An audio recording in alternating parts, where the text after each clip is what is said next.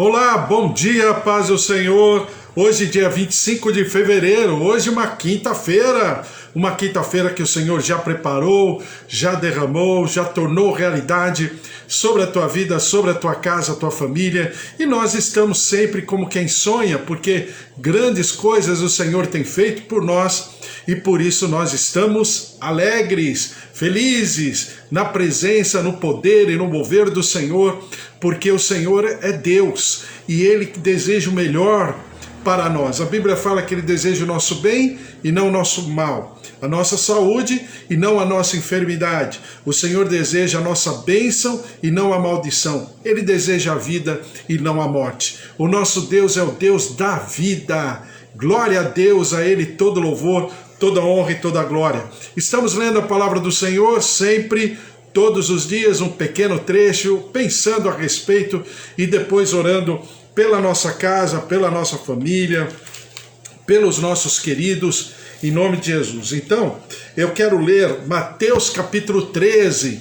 Estamos entrando numa nova fase, a fase das parábolas. E a Bíblia diz lá em Lucas que o Senhor não falava mais, não falaria mais, a não ser através de parábolas, porque ele falava de uma maneira que uma boa parte do povo não entendia, e ele explicava a parábola, quando era necessário explicar, ele explicava a parábola para os seus discípulos. Parábola não, no plural, as parábolas.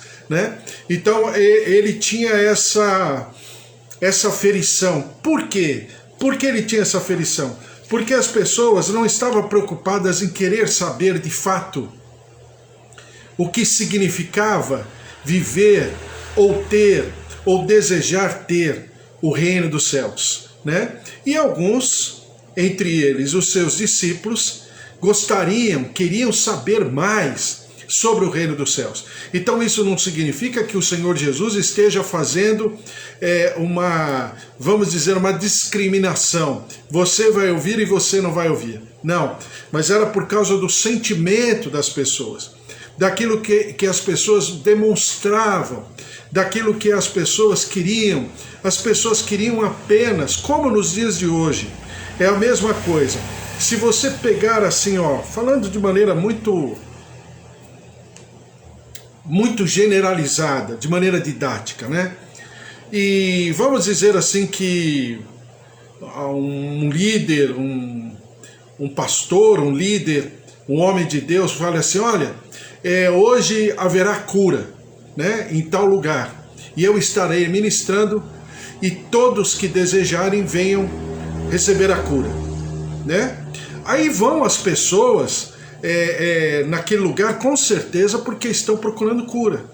É ruim? Não. É pecado? Também não.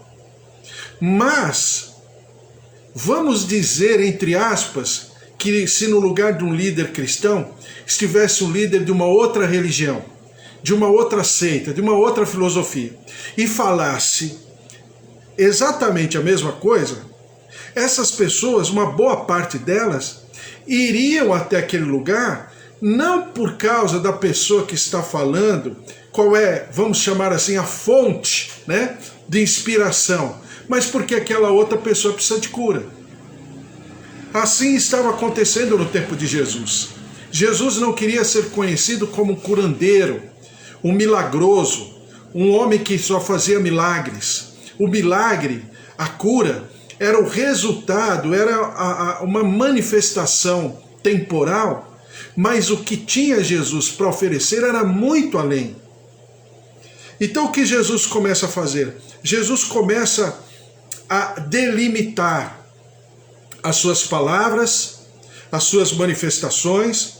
Você perceba que vez por outra é como se Jesus estivesse não fugindo do povo, mas ele se distanciava das pessoas, exatamente porque as pessoas só queriam uma coisa, ou cura ou comida.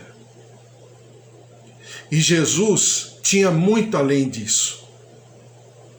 Então Jesus não quer depreciar, banalizar, enfraquecer o seu ministério ou aquilo para o qual ele estava de fato naquele momento. Então você percebe isso, e assim começa com as parábolas. E a parábola que eu quero ler está em Mateus capítulo 3, versículo 31, que diz assim: outra parábola lhes propôs, dizendo: o reino dos céus é semelhante a um grão de mostarda, que um homem tomou e plantou no seu campo, o qual é, na verdade, a menor de todas as sementes, e, crescida, é maior do que as hortaliças, e se faz árvore, de modo que as aves do céu vêm aninhar-se nos seus ramos. Bom, primeiro ele fala sobre o grão de mostarda. O grão de mostarda naquela região, na época de Jesus, é a menor semente de todas. E é uma hortaliça, né? Vamos dizer assim, na sua concepção original, não é uma árvore, é uma hortaliça. Mas o que se diz lá naquela região é que uma mostarda, né? Uma árvore ou uma hortaliça chamada mostarda, ela chega a 4 metros e ela é frondosa, ela tem muitos galhos, ela fica muito cheia de muitas flores, ela tem volume, né? A sua copa é volumosa. E as aves do céu vão lá, pousam e fazem os seus ninhos numa hortaliça. Porque o Senhor Jesus está pegando algo da natureza, que é comum, é natural, é simples naquela região, e ele pega aquela hortaliça chamada mostarda, né?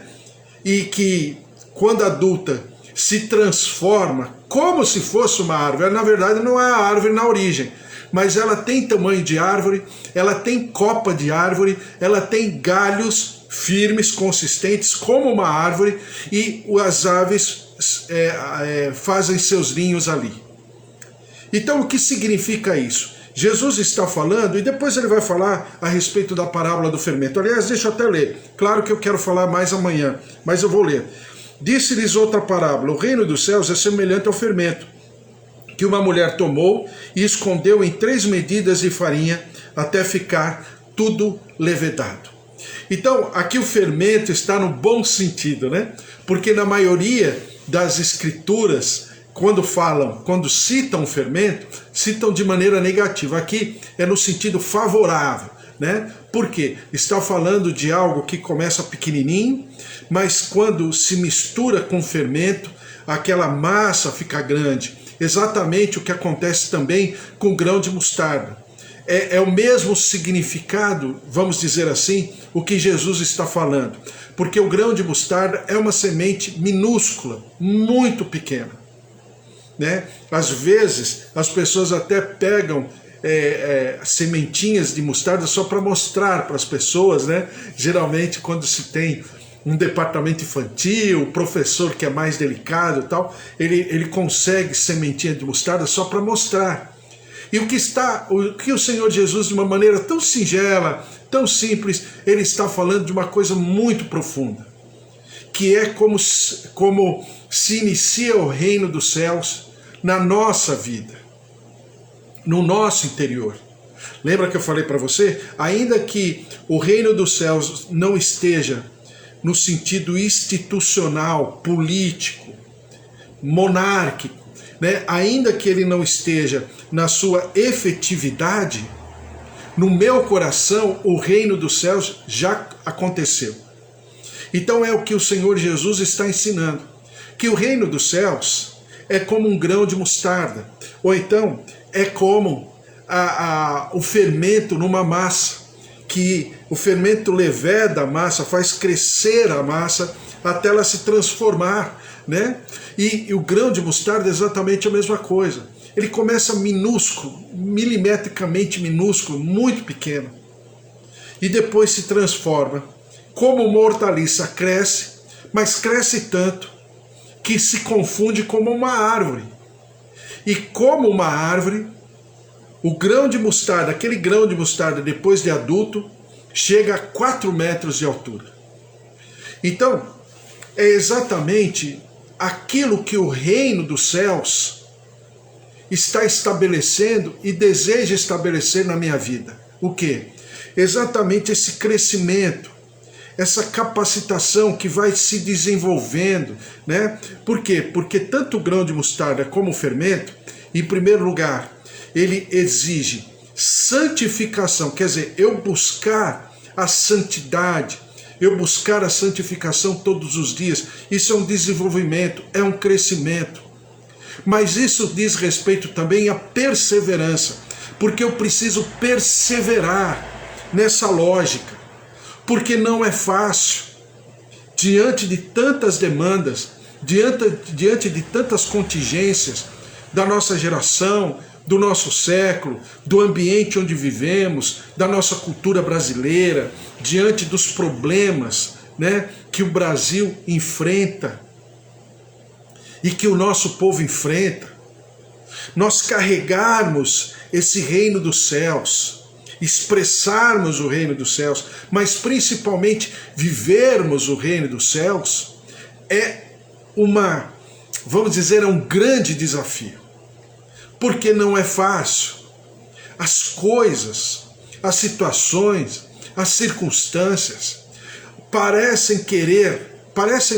querem nos anular, querem nos enfraquecer, querem nos apequenar. Nós, quando eu digo nos apequenar, não nós no sentido humano, mas no sentido de quem representa algo. E como nós representamos o reino, é necessário perseverança, é necessário buscarmos santificação todos os dias, ainda que comecemos pequeno, né? Eu dizia outro dia que é igual ir para a igreja, né? Quando a gente conhece o Evangelho, que a gente se propõe a ir para a igreja, é um desafio muito grande. Todos nós já passamos por isso. Por quê? Porque é um desafio, o ir à igreja, o estar em comunhão, né?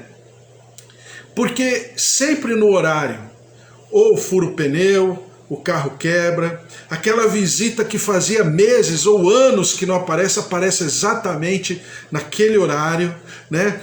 Tudo acontece naquele horário, tudo. Os aniversários das famílias acontecem só naquele horário. Parece que não tem outro dia da semana, né? É só naquele dia, né? Ao passo que aí no mundo a gente vê as pessoas casando. Quantas vezes, né? Eu fiz casamento de segunda, de terça, de quarta, de quinta, de sexta. Fiz casamento de sábado de manhã, sábado à tarde, sábado à noite, domingo de manhã, domingo. Olha, quantas vezes eu já fiz casamento sexta-feira à tarde. Você tem uma ideia, quem vai num casamento sexta-feira à tarde? Mas eu fiz, e tinha gente, e tinha festa, tinha celebração, exatamente a mesma coisa. E era numa sexta-feira à tarde, num dia comum. E ainda sexta-feira, né? Sexta-feira que tem mais trânsito, mais gente na rua. E eu fiz. Então, para você ter uma ideia, e quando a gente se propõe a ir numa igreja, a estar em comunhão, a aprender da palavra, né? Claro que hoje nós estamos numa situação até meio complicada em ir à igreja, né? Mas você está me entendendo de maneira didática. Quando a gente quer ir, parece que acontece tudo.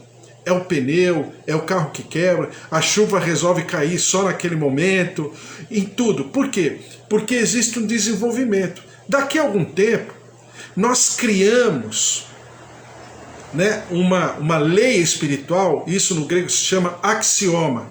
Nós criamos uma verdade e incorporamos tanto aquela verdade que as pessoas ao nosso redor, mas é um desenvolvimento, é um crescimento. As pessoas ao nosso redor sabem que domingo aquele horário não tem jeito. Diante de qualquer situação, eu estarei a serviço, eu estarei na presença do Senhor e ponto. E as pessoas vão aprendendo a tal ponto que até mesmo lá na frente, se for necessário alguém programar um aniversário e se quiser que você esteja, com certeza ele vai te perguntar: tal hora você já foi, já voltou? Como é que você está com a tua programação? mas é um desenvolvimento. Então assim, é tudo no reino dos céus. Tudo. Perseverança e santificação. Tudo, tudo. Desde as coisas mais simples. Então, por exemplo, eu combino com você aqui todos os dias, e eu sempre atraso um pouquinho, até meio de propósito, mas eu combino às 10 horas da manhã, de domingo a domingo, de segunda a segunda, de terça a terça, de quarta a quarta, não tem jeito, todos os dias. Agora, para que a gente esteja aqui juntos, às 10 horas da manhã, só para lermos a palavra e orarmos pela nossa casa, pela nossa família, parece, à primeira vista, que é muito fácil. Mas vai querer você, todos os dias, estar nesse mesmo horário para ver o que acontece. No começo. Depois fica tranquilo. Mas por quê? Porque eu estou usando de exemplo isso para nós entendermos que é tudo na nossa vida. Quando diz respeito às coisas do Senhor. Tudo é um desafio. Tudo é uma conquista. Por quê? Porque nada a respeito do reino vai acontecer assim num piscar dos olhos. Mas tudo é um processo, porque a nossa vida com Deus é um processo. Porque nós aprendemos e desenvolvemos o amor. Amor aos olhos de Deus não é paixão. Paixão é uma coisa, amor é outra coisa. Amor é uma coisa cultivada. Eu desejo amar. Eu desejo estar junto. Eu desejo me aproximar. Eu desejo aprender, eu desejo desenvolver. Então tudo na nossa vida é como um grão de mostarda. Por quê? Porque ainda que obscuro, pequeno, desprezível aos olhos humanos, se cair em boa terra, com certeza aquele grão de mostarda vai se transformar. Por quê? Veja só o que diz a palavra do Senhor. Primeiro eu quero ler um texto que muitos textos na palavra do Senhor falam a respeito. Mas Mateus capítulo 17, versículo 22 diz assim: Assim diz o Senhor Deus, também eu tomarei a ponta de um cedro e a plantarei. Do principal dos seus ramos cortarei o renovo, mais tenro, e o plantarei sobre um monte alto e sublime. Quer dizer, entre aspas, aquele galho, aquele ramo, aquela muda, desprezível, pequena, mas o monte, quem é o monte aqui? Representa, poeticamente falando, o monte representa Deus, representa o seu trono, a sua presença, o seu ambiente celestial, eterno. E essa mudinha, tenra, pequena, muito frágil aos olhos humanos, mas se enterrada no monte, olha só o que acontece. E a plantarei sobre um monte alto e sublime, no monte alto de Israel, o plantarei e produzirá ramos, dará frutos e se fará cedro excelente. E se fará cedro. É a capacidade que nós temos de nos tornarmos. Aí você vai falar, mas não é uma obra de Deus? É, com certeza, né? Não é Paulo que diz que o crescimento pertence ao Senhor? Se Paulo planta e Apolo rega, como diz Paulo, mas na verdade todo crescimento e desenvolvimento pertence ao Senhor. Mas precisou alguém plantar e precisou alguém regar. Plantar e regar significa perseverança e santificação. Por que regar? É só um dia que vai regar? Não, todos os dias. Quem tem plantinha em casa sabe, né? Tem planta que é a cada 2 dias, tem planta que é uma vez por semana, tem mudinha que é a cada momento, outro, se você pôr muita água, você apodrece a raiz e a muda não cresce. Então cada plantinha tem o seu cuidado, mas todas precisam de água, todas precisam de alguém administrando. Então exatamente o nosso crescimento, e como nós, quando nós nos propomos a sermos, né, uma terra fértil, essa semente precisa ser cultivada.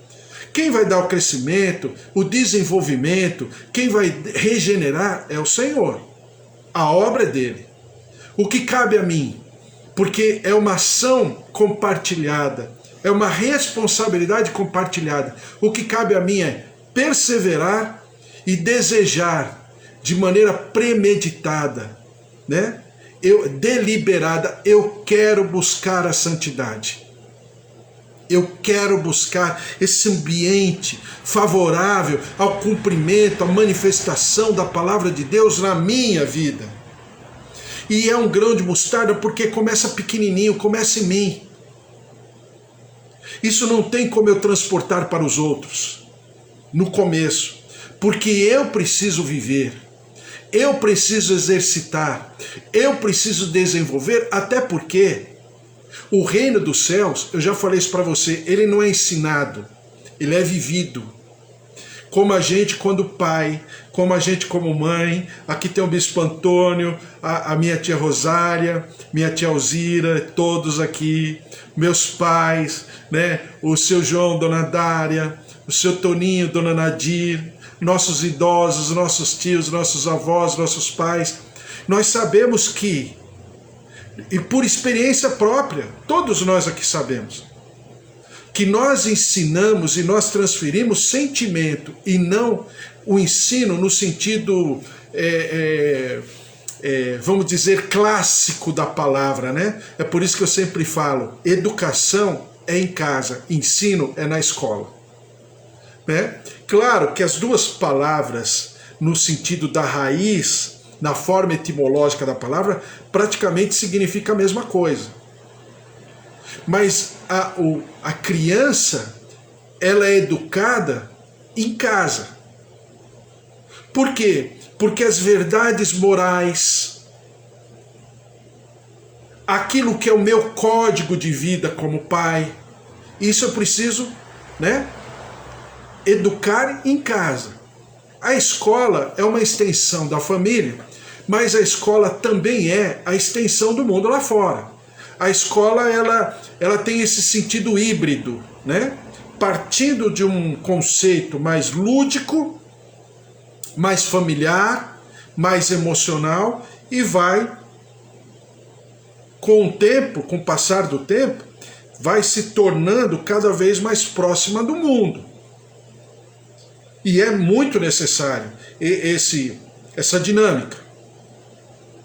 Agora, eu esperar como pai que a escola eduque, vai ser muito difícil. Porque educação é um sentido de vida, é uma plataforma de vida. Então eu preciso, e eu não posso tão somente ensinar. Não que eu não vou falar, eu não vou conversar, não é isso. Mas eu preciso expressar, sentir aquilo que vou ensinar. Precisa estar gravado no meu coração de maneira não hipócrita, mas de maneira emocional mesmo, profunda na minha vida, em tudo que eu fizer, nas minhas experiências negativas e positivas, favoráveis e desfavoráveis. Então, o reino é como um grão de mostarda que está plantada no meu coração. Ele precisa ser trabalhado diuturnamente, como uma plantinha, uma mudinha que precisa ser regada.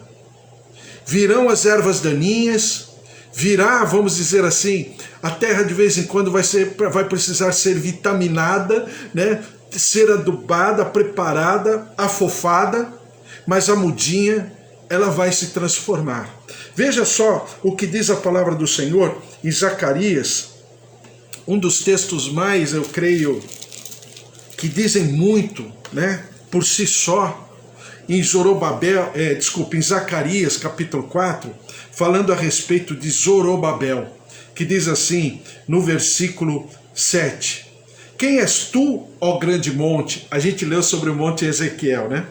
Quem és tu, ó grande monte? Diante de Zorobabel serás uma campina, porque ele colocará a pedra de remate em meio a aclamações.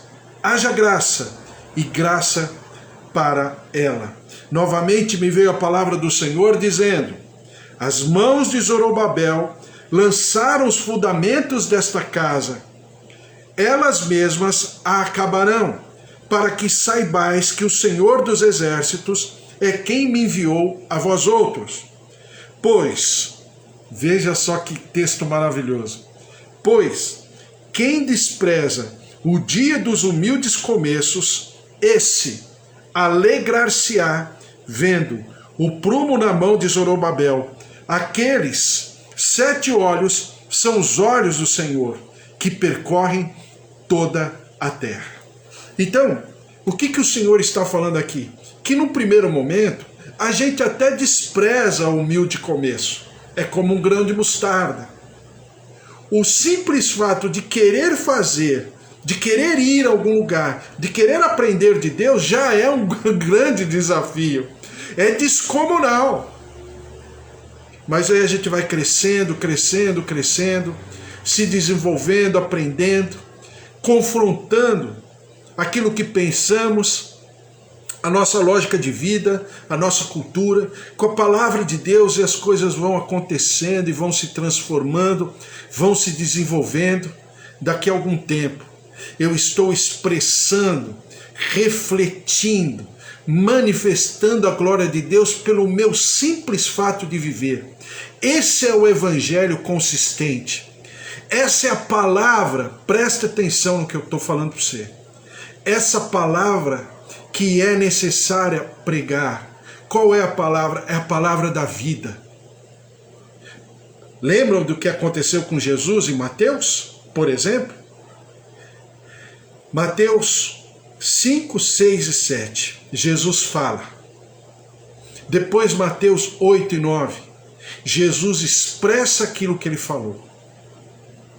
Antes disso, quando ainda os discípulos são discípulos de João Batista, mestre, rabino, rabone, rabi, onde tu posas? E Jesus falou o quê? Vem e vê. Então de nada adiantaria aqui, de nada, seria infrutífero. Não porque eu tenha ou não tenha, né, seguidores. Não é esse parâmetro. Não porque eu tenha ou não tenha tantos impulsionamentos. Não é esse parâmetro. É bom ter, mas não é esse parâmetro. Sabe qual o parâmetro? É que se eu estou falando aqui com você, e como estão as minhas filhas, como está a minha casa, a minha família, a minha maneira de ser. Porque se isso não for, na minha vida, né, uma condição sine qua non para que eu esteja aqui, então, palavras são palavras ao vento. Por quê? Não é a palavra consistente. É por isso que quando Jesus fala, a Bíblia diz assim, e o povo ficava maravilhado, porque ele falava como quem tinha autoridade, porque aquilo que ele falava é porque ele já havia vivido, ele já havia experimentado e visto que era bom. Então, não é fácil, não é fácil. São conflitos diários, a todo momento, com certeza. Mas é um grande desafio, é um maravilhoso desafio expressar e refletir a glória de Deus. Então, nós somos como essa terra boa, né? Equilibrada, saudável, que o Senhor Jesus deposita uma sementinha. Um grão de mostarda, pequenininho. Mas o reino dos céus, ele desabrocha dessa maneira. É um trabalho onde o Senhor pratica crescimento, desenvolvimento e regeneração. Enquanto para nós fica o quê? A perseverança e a santificação. Do lado dele, ele quem vai dar o crescimento. É ele quem vai dar o formato. É ele quem vai se manifestar conforme a porção da nossa fé. Cada um tem uma porção de fé. Mas do outro lado, a perseverança, a resiliência, o desejo, a vontade de continuar vivendo dessa maneira, nos levará a uma santificação, sem a qual nós não podemos ver ao Senhor. Então, é exatamente isso que o Senhor determina e derrama sobre a vida de Jó. E Jó diz assim, eu te conhecia de ouvir falar, e olha que Deus, no primeiro capítulo de Jó, fala coisas maravilhosas de Jó. Tá vendo o meu servo Jó? E Jó se sentia o menos dos menos, humildemente. Mas não era assim que Deus via Jó. Porque, claro, que, como eu já falei para você, o olho de Deus é eterno, tudo que vem de Deus é eterno. Tudo que vem de Deus. Veio de Deus é eterno, porque não tem como ser diferente. Ele é um ser eterno. Ele só produzirá, reproduzirá coisas eternas. Na plenitude da sua vontade, tudo é eterno. Ah, então, por que tudo tem validade? Tudo tem validade porque é resultado da rebelião humana. Então tudo tem validade. Mas se vem de Deus e que não passou pela transgressão humana, que não passou pelo pecado, pela iniquidade humana, é eterno. Então tudo que vem de Deus para mim é eterno. Não tem outra maneira. Ele não se manifesta de outra maneira. Pode ter certeza no que eu estou falando. Convicção 100% sem falha. Então, a palavra de Deus na tua vida, o movimento, a dinâmica de Deus sobre a tua vida, tem que cada dia mais ser um princípio eterno. E isso é um grão de mostarda, porque é um grande desafio. E que você viva essa plenitude do Senhor na tua vida, a par e passo, para experimentar aquilo que é bom, perfeito e agradável. Olha só, a palavra de Deus, ela é perfeita, então ela é eterna. Porque é perfeito. Tudo que vem de Deus, de maneira direta, é perfeito. E se é perfeito, é eterno. Daí a diferença que você vai me entender quando a gente estuda Gênesis, né? E que diz assim, e viu Deus que era bom dentro dos limitadores humanos.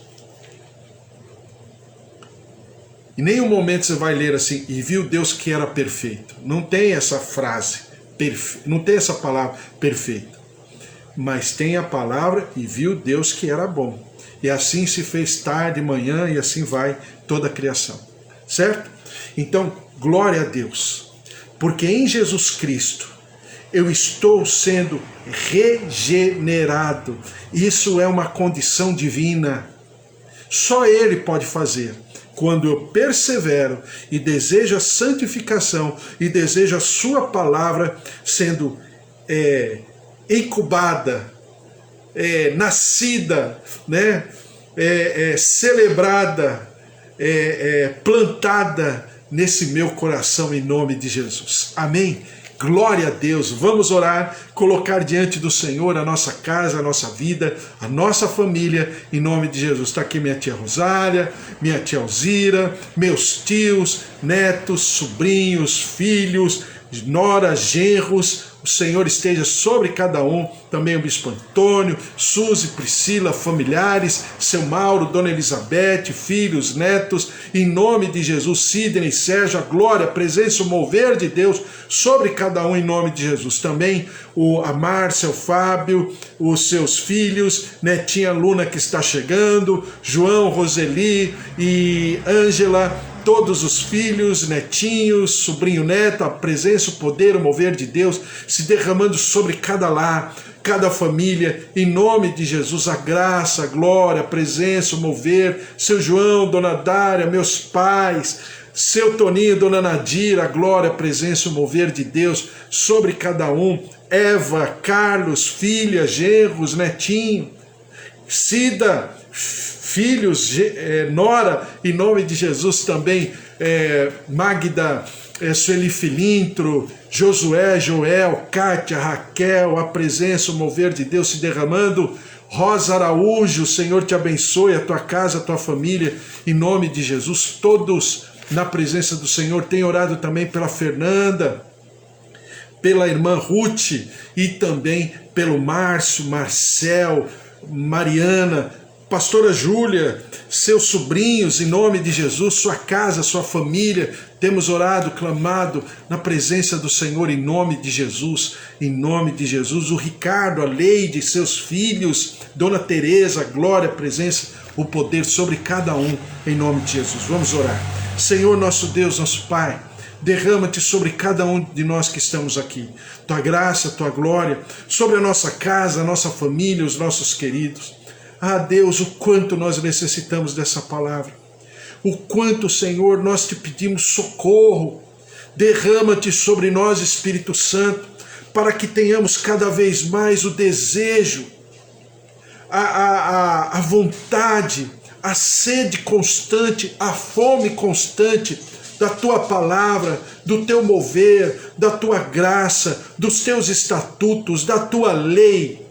Ó Deus, em nome de Jesus, para que se torne realidade, nós possamos incorporar e transformar através da tua regeneração, do teu crescimento, do teu desenvolvimento, tornar viável, possível, essa plataforma de vida que nos sustenta, nos fundamenta.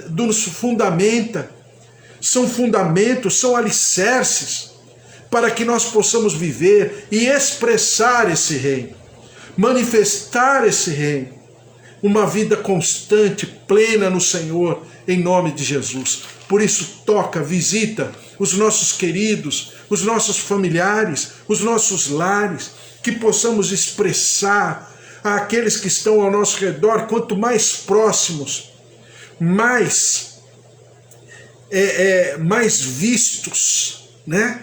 Refletindo a tua glória, o teu mover e o teu poder. E nós daremos sempre ao Senhor todo louvor, toda honra e toda glória. Derrama-te, ó Deus, com a tua cura. Visita-nos no nervo, nos tendões, nas artérias, nas veias, nossas taxas, circulação sanguínea, saúde do sangue. Purifica, limpa o nosso sangue. Traz, ó Deus, o teu equilíbrio, plaquetas, tudo aquilo que seja necessário. Visita com cura, com saúde, com bem-estar, coração, órgãos, fígado, rins, pâncreas. Senhor, os nossos ouvidos, os nossos olhos, toca nossa tireoide. Deus de maravilhas, manifesta-te com saúde, com ressurreição. Ovário, útero, recebam a cura, a saúde do Senhor, em nome de Jesus. Derrama-te, ó Deus, derrama-te sobre nós. O poder de Deus trabalhando o nosso corpo, a nossa circulação sanguínea. Derrama-te, cura, visita, restaura, ressuscita, em nome de Jesus. Senhor, eu te peço pelo nosso país. Já passamos da marca dos 240 mil famílias que estão enlutadas, desesperadas, por causa da pandemia da Covid-19. Senhor, livra as nossas famílias, livra as nossas casas, os nossos queridos. Derrama-te, ó Deus, sobre cada um de nós. Cada dia que passa nós ouvimos de um familiar, do mais próximo que está com a Covid-19.